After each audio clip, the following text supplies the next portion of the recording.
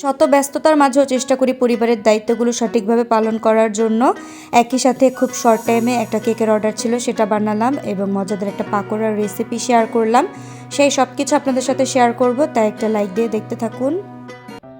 আসসালামু আলাইকুম, সবাইকে ওয়েলকাম করছি আমার পেজে নতুন একটা ভিডিও দেখার জন্য। আশা করি আল্লাহর রহমতে সবাই ভালো আছেন, সুস্থ আছেন। আলহামদুলিল্লাহ, আমরাও ভালো আছি। বরাবরের মতো সকাল থেকেই ভিডিওটা শুরু করেছি। আজ আর তেমন কোনো রেসিপি আপনাদের সাথে শেয়ার করছি না, খুব ঝটপট করে নেওয়া যায় এবং ছেলের পছন্দের একটা রেসিপিই করেছি।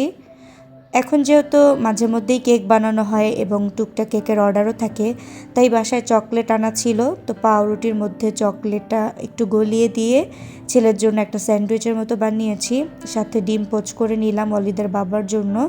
তো এই যে ওয়ালিদের নাস্তাটা রেডি করেছি, আর গতকালকে ভাত ছিল সেটা আমি খেয়ে নিলাম। তো ছেলেকে খাইয়ে দিয়ে এবার রান্নাঘরে চলে আসলাম। এরই মাঝে ঘরের কিন্তু অনেক কাজকর্ম শেষ করেছি, সেগুলো আর ভিডিওতে আনা হয়নি। তো এবার রান্না করতে যাব, ভাবলাম মশলার জারটাকে যেহেতু গতকাল ধুয়ে দিয়েছিলাম, সেগুলো একটু রিফিল করে নিচ্ছি। আর রান্না করার আগে কিছু কাজ গুছিয়ে নিলে রান্নাটা যেন অনেক সহজ হয়ে যায়, সেই চেষ্টাটাই করি। এই রান্না করতে এসে যদি দেখতাম মশলা নেই, তাহলে কিন্তু খুবই বিরক্ত লাগতো এবং রান্না করতেও ভালো লাগতো না। তাই আগে গুছগাছ করে এরপর রান্নাটা করতে শুরু করব। সকালের নাস্তা শেষ করে যখন ঘরের কাজ করছিলাম, তখনই হঠাৎ করে একটা কেকের অর্ডার আসে, আর সেজন্য ভেবে নিলাম ঝটপট রান্না শেষ করা যায় এবং একই সাথে সবাই খেতে পছন্দ করবে এমন কিছু রেসিপি করি, তারপর যেন সহজেই আমি কেকটা ডেলিভারি দিতে পারি, সেই জন্যই চেষ্টা করছিলাম। তো এখানে চিংড়ি মাছ দিয়ে একটু মিষ্টি কুমড়া ভাজি করে নিচ্ছি, সামান্য হলুদের গুঁড়া লবণও দিয়ে দিয়েছি। আর আজকে মিষ্টি কুমড়া ভাজিতে একটু চিংড়ি মাছও অ্যাড করেছি। নর্মালি চিংড়ি মাছ দিয়ে আমার মিষ্টি কুমড়াটা ঝোল করে রান্না করলে বেশি খেতে ভালো লাগে, তবে আজকে যেহেতু ভাজি করেছি সেই তো একটু চিংড়ি মাছ দিলাম, এতে টেস্টটা ভালো আসবে। আর যে ভাজিগুলো নর্মালি আমার খেতে ভালো লাগে না, সেগুলোতে একটু চিংড়ি মাছ দিয়ে যদি করা হয়, তাহলে সেটা টেস্টটা কিন্তু একটু অন্যরকম লাগে। তো এইদিকে মাছে হলুদ মরিচ মাখিয়ে নিয়েছি, লবণও দিয়েছিলাম। এদিকে ভাজিটা হয়ে গেলে এবার নামিয়ে নিব। আর আজকে শীতের সবজি দিয়েই কিন্তু বোয়াল মাছটা রান্না করা হবে। বেশ কিছুদিন হয়েছে বোয়াল মাছ ফ্রিজে রয়ে গিয়েছিল, তো এবার বোয়াল মাছ আনার পর বেশিরভাগই ভুনা করে খাওয়া হয়েছে। আজকে ভাবলাম একটু সবজি দিয়ে রান্না করি। শীতের সবজিগুলো কিন্তু এখন বাজারে প্রায় শেষ পর্যায়ে, আর যার কারণে কিন্তু স্বাদটাও অনেকটা কমে এসেছে। তাই ভাবলাম আজকে যেহেতু বাসায় শীতের সবজিগুলো ছিল আর মাছটাও শেষ পর্যায়ে, তাই এইভাবেই রান্না করে খেয়ে নেই। তো এখানে পেঁয়াজ কাঁচামরিচ ভেজে আদা রসুন জিরা পেস্ট সাথে হলুদ মরিচের গুঁড়া দিয়েছি, সব কিছু কষিয়ে তারপর সবজিটা অ্যাড করব। আমার আজকের ভিডিওর সাথে আমার যে আপু এবং ভাইয়ারা আছেন বা আন্টিরা রয়েছেন, তাদেরকে অসংখ্য ধন্যবাদ, যারা এতক্ষণ ধৈর্য ধরে আমার ভিডিওটির সাথেই আছেন। একই সাথে আপনাদের সুন্দর সুন্দর কমেন্টগুলো কিন্তু আমি প্রতিদিনই পড়ি, আর চেষ্টা করি আপনাদের কমেন্টের অ্যান্সারও দেওয়ার। আসলে এত অল্প সময় আপনাদের কাছ থেকে আমি এতটা ভালোবাসা পাবো, এত সুন্দর সুন্দর কমেন্ট পাবো বা এত এত আপুদের সাপোর্ট পাবো যে আমি কল্পনাই করতে পারিনি। তো এটা আমার কাছে বেশ আনন্দের।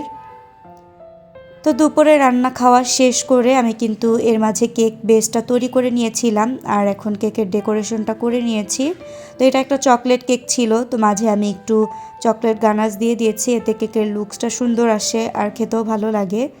আর এই ধরনের কেক যতবার বানিয়েছি প্রত্যেকেই ডেকোরেশনটা খুব পছন্দ করেছে, তাই এবারও এই ডেকোরেশনটাই করতে বলা হয়েছিল, সেজন্যই ডেকোরেশনটা খুব সুন্দর করে করে দিয়েছি। আর এখন একটু একটু চকলেট চিপস এবং সুগার বল দিয়ে আমি সুন্দর করে এটাকে সাজিয়ে দিলাম। তো খুব শর্ট টাইমে ডেলিভারিটা দিতে হয়েছিল, হঠাৎ করেই অর্ডারটা আসে, তো আমি ঝটপট বানিয়ে নিই। আর কাস্টমার বলেছিল কেকটা আমার বাসা থেকে এসে রিসিভ করবে আর সন্ধ্যার দিকে নিয়ে যাবে, তো আমি কিন্তু দুপুরের পরপরই এটা কমপ্লিট করে ফেলি আর বেশ কিছুক্ষণ ফ্রিজে রেস্ট হতে দেই। এরপর সন্ধ্যার দিকে যে আমি বক্সে দিয়ে দিলাম, আর একটু পরেই কেকটা কিন্তু এসে নিয়ে যাবে। তো কেকটা দেখতে কেমন হয়েছে অবশ্যই কমেন্টে জানাবেন, আর খেতে কেমন হয়েছে সেটা তো আপনারা রিভিউ দেখলেই বুঝতে পারবেন।